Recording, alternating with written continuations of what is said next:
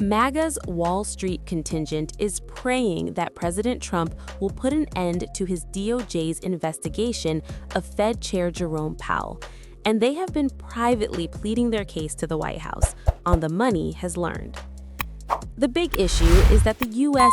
still sells a lot of debt. Among the concerns Trump's backers on Wall Street are expressing to White House officials, I am told, is that the U.S. runs a $2 trillion deficit and needs buyers, particularly foreign buyers, to keep the government functioning. If these buyers think the Fed is run not by Powell, but instead by Trump and his political whims, they might boycott our bond auctions, as they did, albeit briefly, when Trump jumped the shark last year with his onerous Liberation Day tariffs. For what it's worth, Wall Streeters say their pleas seem to be falling on sympathetic ears. The problem? The message doesn't seem to be getting through. The feeling among most of the senior staff in the White House is that the president is screwing things up with this investigation of Powell, though no one will publicly admit it, said one Wall Street executive who has spoken to Trump's people. It's also unclear if they have made that case to Trump himself. Trump's Wall Street supporters are hardly Powell fans. Like the president, they think he's a lousy Fed chair who kept printing money during the Biden years, stoking inflation that hit as high as 9%.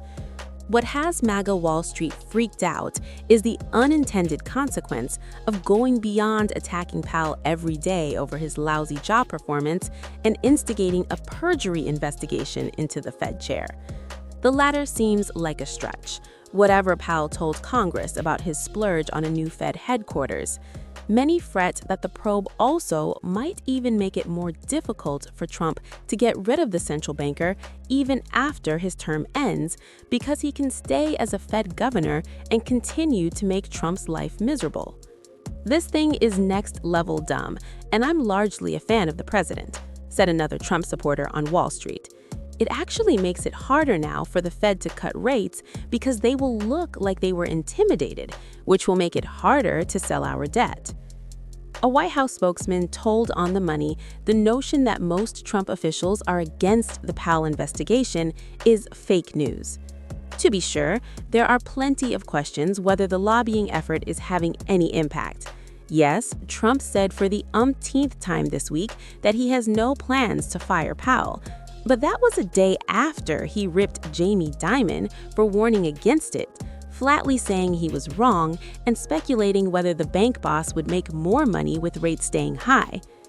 Wall Streeters admit that Powell overspent on the Fed's Taj Mahal headquarters, as Trump called it this week, but they counter that he wouldn't be the first government bureaucrat to do so, and his testimony to Congress on its price tag was far from a lie. He is also paying for the remodeling not with money from the Treasury, but out of the Fed's coffers. Powell, meanwhile, has denied the charges and appears to be digging in his heels. Powell is worried about persistently high inflation, still hovering at 2.7%, though hardly at Biden levels. Trump's attacks on Powell are over his slow response to cutting interest rates, thus making home ownership less affordable, which is why he wants him out like yesterday.